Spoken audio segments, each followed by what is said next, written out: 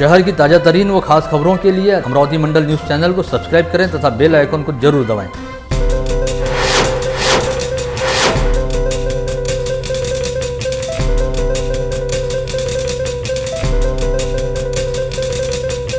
नमस्कार, दैनिक अमरावती मंडल के मंडल news bulletin में आप सभी का स्वागत है। आइए पेश करते हैं आज की कुछ खास खबरें। परतोड़ा चिकलदरा रोड पे परतोड़ा से 5 किलोमीटर दूर अंबिका लॉन्स के पास एक टाटा सुमो झाड़ से जाके टकरा गई, जिसमें 3 लोगों की मौत हो गई। यह घटना आज शाम 8:30 बजे के आसपास बताई जाती है। अंबिका लॉन्स यहाँ चिकलदरा रोड पर आता है। क्रूजर गाड़ी झाड़ पे जाके टकरा गई। क्रूजर गाड़ी में 7 लोग सवार थे, जिसमें 3 लोगों की घटना स्थल पर ही मौत हो गई।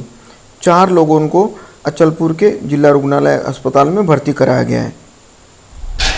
अमरावती के शहर पुलिस आयुक्त संजय बाविस्कर का पदोन्नति के साथ अमरावती से तबादला हो गया है।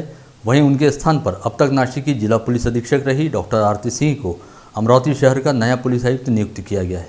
इसके साथ ही अमरावती शहर पुलिस आयुक्त पद पर पहली बार किसी महिला पुलिस अधिकारी की नियुक्ति होने जा रही है। बता दें कि राज्य के गृह विभाग द्वारा बुधवार की दोपहर करीब 45 वरिष्ठ पुलिस अधिकारियों का तबादला किया गया, जिसके तहत अमरावती की पुलिस अधीक्षक डॉक्टर आरती सिंह को पदोन्नति पर अमरावती शहर का पुलिस आयुक्त नियुक्त किया गया है।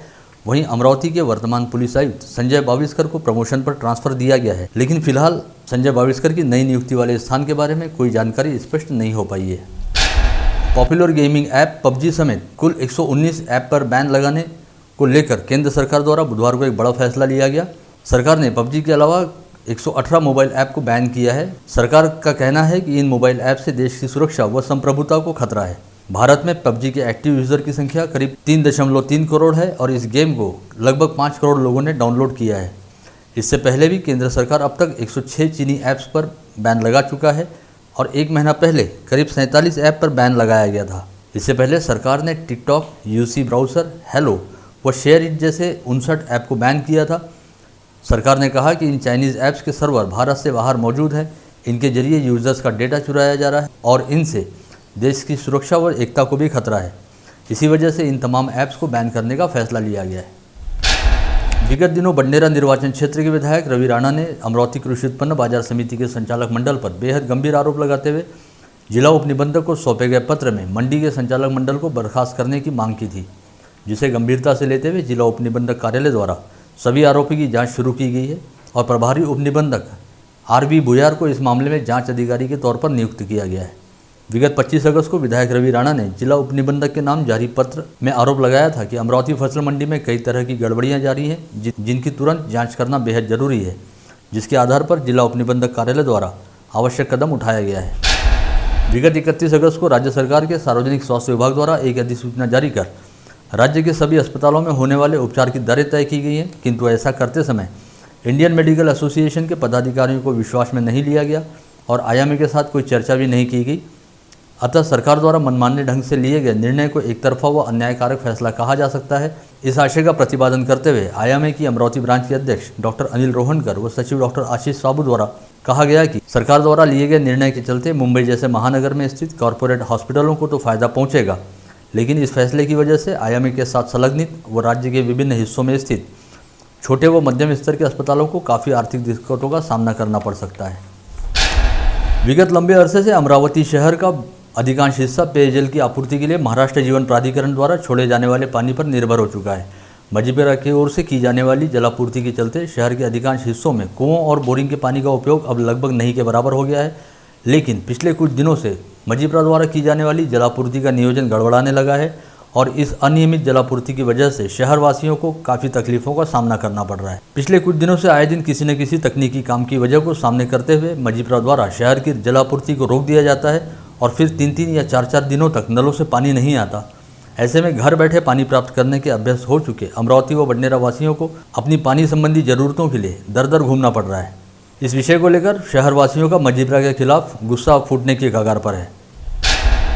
अमरावती मनपा क्षेत्र में व्यापार व व्यवसाय करने वाले हर एक व्यापारिक प्रतिष्ठान व व्यावसायिक आस्थापना सहित सेवा प्रदाताओं के लिए मनपा के बाजार परवाना विभाग से लाइसेंस प्राप्त करना आवश्यक रहने के बावजूद 75% से अधिक प्रतिष्ठानों, आस्थापनाओं व सेवा प्रदाताओं के पास यह लाइसेंस नहीं है। इस संदर्भ में दैनिक अमरावती मंडल द्वारा विगत 29 अगस्त व 1 सितंबर को सिलसिलेवार समाचार प्रकाशित व प्रसारित किए गए, जिसकी स्थानीय मनपा आयुक्त प्रशांत रोडे द्वारा गंभीरतापूर्वक दखल ली गई है। साथ ही कहा गया है कि अमरावती मनपा क्षेत्र में व्यापार व व्यवसाय करने वाले प्रतिष्ठानों, आस्थापनाओं व सेवा प्रदाताओं को अनिवार्य तौर पर बाजार परवाना लाइसेंस निकालना चाहिए। 1 माह के भीतर मनपा द्वारा इस विषय को लेकर एक विशेष अभियान चलाया जाएगा और जिनके पास बाजार परवाना लाइसेंस नहीं होंगे उनके खिलाफ कड़ी कार्रवाई की जाएगी। इस विषय को लेकर दैनिक अमरावती मंडल के साथ विशेष तौर पर चर्चा करते हुए आयुक्त प्रशांत रोडे ने कहा कि शहर में 75% से अधिक व्यवसायियों और सेवा प्रदाताओं के पास बाजार परवाना का लाइसेंस नहीं होना अपने आप में बेहद गंभीर बात है और इतनी बड़ी संख्या में बिना लाइसेंस के व्यापार व व्यवसाय कैसे चल रहे हैं, इस बात की भी जांच की जाएगी। अमरावती शहर से जिले में मंगलवार 1 सितंबर से सार्वजनिक गणेशोत्सव मंडलों द्वारा गणेश प्रतिमाओं के विसर्जन का सिलसिला शुरू किया गया, जिसके तहत अमरावती शहर पुलिस आयुक्तालय क्षेत्र अंतर्गत 207 व ग्रामीण पुलिस अधीक्षक कार्यालय अंतर्गत 580 ऐसे कुल 787 सार्वजनिक गणेशोत्सव मंडलों द्वारा अब तक अपने यहाँ स्थापित गणेश प्रतिमाओं का विसर्जन किया जा चुका है। वहीं अमरावती के शहरी क्षेत्र में आज व कल के दौरान 120 तथा ग्रामीण क्षेत्र अंतर्गत 296 सार्वजनिक गणेश मंडलों द्वारा गणेश प्रतिमाएं विसर्जित की जाएंगी। आगामी 6 सितंबर से राज्य परिवहन निगम द्वारा अमरावती व पुणे के बीच अपनी शिवशाही बस सेवा को दोबारा शुरू किया जा रहा है। हालांकि कोरोना संक्रमण को देखते हुए शयनयान व आसन व्यवस्था रहने वाली इन बसों को फिलहाल बिना एसी व्यवस्था के साथ चलाया जाएगा और इन बसों से यात्रा करने हेतु अग्रिम आरक्षण की व्यवस्था भी उपलब्ध कराई गई है। ज्ञात रहे कि राज्य परिवहन निगम द्वारा अपनी सभी बसों में कुल क्षमता की एवज में मात्र 50% यात्री लिए जा रहे हैं।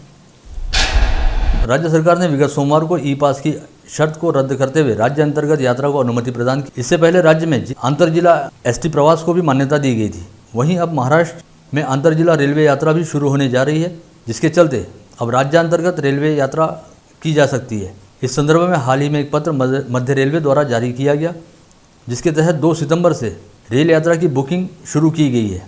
साथ ही रेलवे विभाग द्वारा 200 विशेष रेलगाड़ियां भी शुरू की जा रही हैं।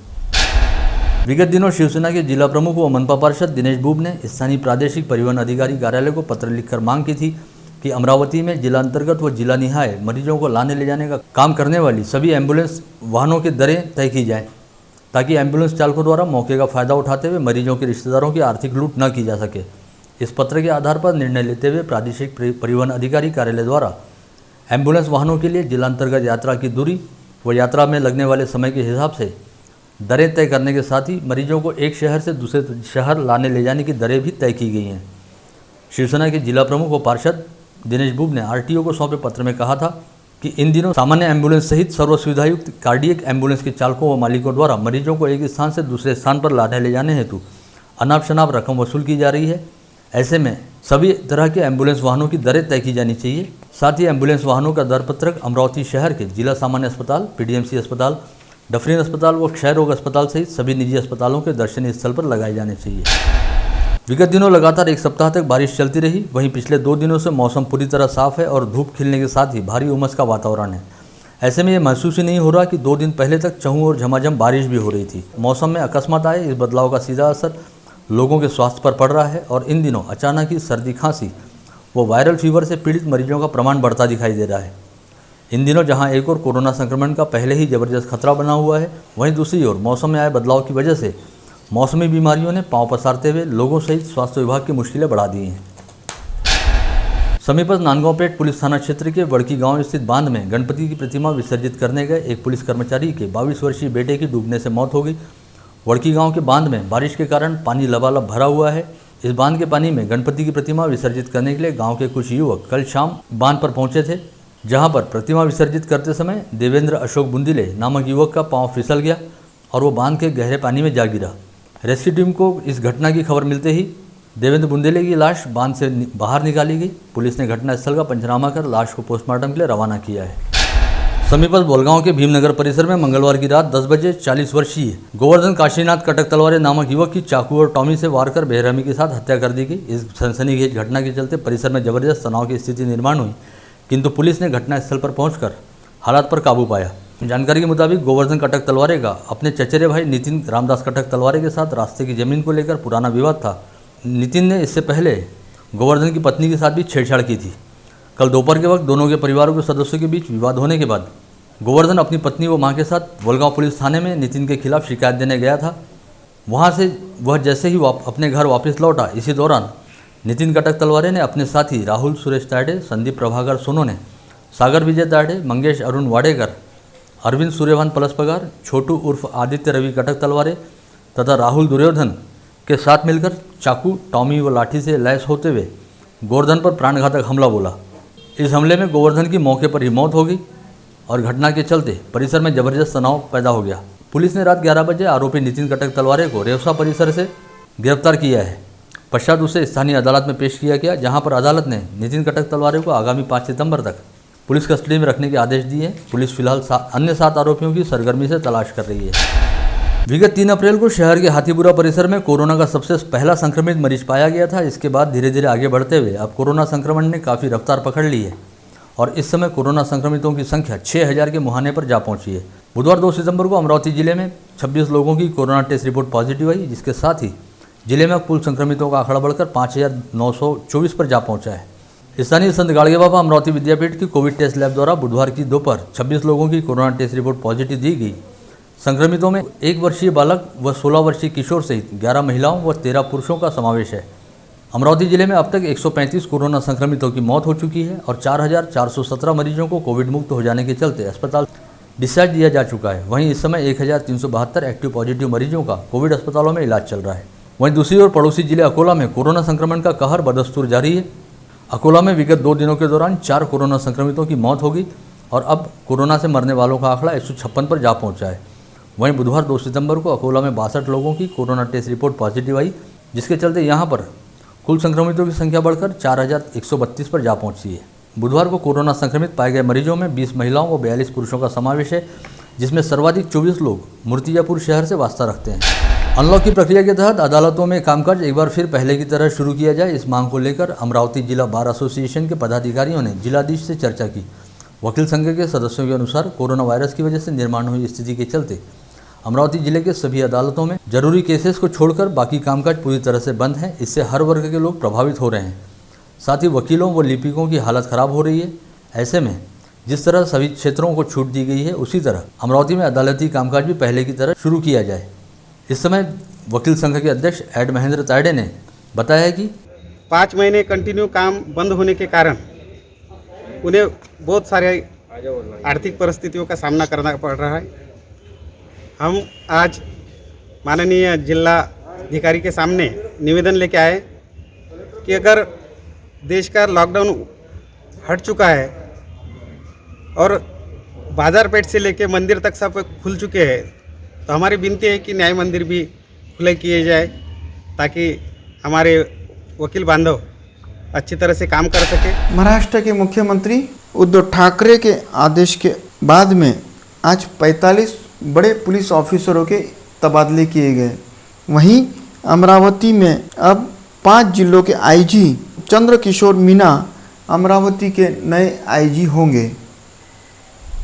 सरकार द्वारा किसान आत्महत्या पर रोक लगाने के लिए तमाम प्रयास किए जा रहे हैं। इसके बावजूद भी किसान आत्महत्याओं की घटनाएं थमने का नाम नहीं ले रही। इस वर्ष भी बीते 8 माह में 178 किसानों ने आत्महत्या की। इसमें से 84 पीड़ित किसान परिवारों को 1 लाख रुपये प्रति परिवार के हिसाब से सरकार द्वारा सहायता राशि प्रदान की गई है। वहीं 45 किसानों की आत्महत्या को सहायता हेतु अपात्र ठहराया गया है। 49 किसान आत्महत्या मामलों की फिलहाल जांच जारी है। बीते 5 माह के दौरान कोरोना वायरस की वजह से प्रादेशिक परिवहन विभाग का कामकाज पूरी तरह ठप पड़ा हुआ है। इसे देखते हुए रोजाना 2 व्हीलर, 4 व्हीलर व 3 व्हीलर वाहनों के लाइसेंस बनाने की संख्या को बढ़ाकर अब 70 से 140 कर दिया गया है। रोजाना यहां पर सोशल डिस्टेंसिंग के साथ लंबी कतारें लगाकर लाइसेंस पाने वाले आवेदकों के ट्रायल लिए जा रहे हैं। इसके अलावा जिन लोगों की ड्राइविंग लाइसेंस की अवधि समाप्त हो गई है, उनके लिए भी लाइसेंस के नूतनीकरण की व्यवस्था आरटीओ कार्यालय में की गई है। साथ ही आरटीओ मुख्यालय ने लाइसेंस रिन्यूअल के लिए अंतिम तारीख को बढ़ाकर 31 दिसंबर तक कर दिया है। समीपस्थ धामनगांव रेलवे तहसील में जहां एक और कोरोना संक्रमितों की संख्या लगातार तेजी से बढ़ रही है, वहीं तहसील में अब डेंगू की बीमारी भी बड़ी तेजी से पांव पसार रही है। यहाँ के जलगांव आरवी गांव में विगत 2-3 दिनों के दौरान डेंगू के 14 मरीज पाए गए। वहीं बीते सप्ताह तिवरा गांव में 3 लोग डेंगू संक्रमित पाए गए थे। ऐसे में धामनगांव रेलवे तहसील में संक्रामक बीमारियों को लेकर भय का माहौल देखा जा रहा है। वहीं स्वास्थ्य महकमे में भी जबरदस्त खलबली मची हुई है। इस समय अमरावती शहर के 3 सेंटरों पर अभियांत्रिकी प्रवेश पात्रता हेतु जेईई मेंस की परीक्षा ली जा रही है। 1 से 6 सितंबर तक 2 शिफ्टों में ली जाने वाली इस परीक्षा के दूसरे दिन तीनों सेंटरों पर 375 परीक्षार्थियों को परीक्षा देने हेतु उपस्थित रहना था, जिसमें से 339 परीक्षार्थियों ने उपस्थित रहकर यह परीक्षा दी। ऐसे में पहले दिन की तुलना में दूसरे दिन तीनों सेंटरों पर विद्यार्थियों की अटेंडेंस का प्रमाण काफ़ी अच्छा रहा। कोरोना संक्रमण के खतरे को देखते हुए तीनों सेंटरों पर हर एक परीक्षार्थी को मास्क पहनना अनिवार्य किया गया था। साथ ही सैनिटाइजर से हाथ साफ करने के बाद ही उन्हें सेंटर परिसर में प्रवेश दिया गया, जहां पर पहले सभी परीक्षार्थियों की थर्मल स्कैनिंग करते हुए उनके बॉडी टेम्परेचर की जांच की गई। इसी के साथ आज का बुलेटिन यहीं समाप्त होता है। कल दोबारा आप सभी से मुलाकात होगी ऐसे ही कुछ खास खबरों को लेकर। तब तक के लिए नमस्कार।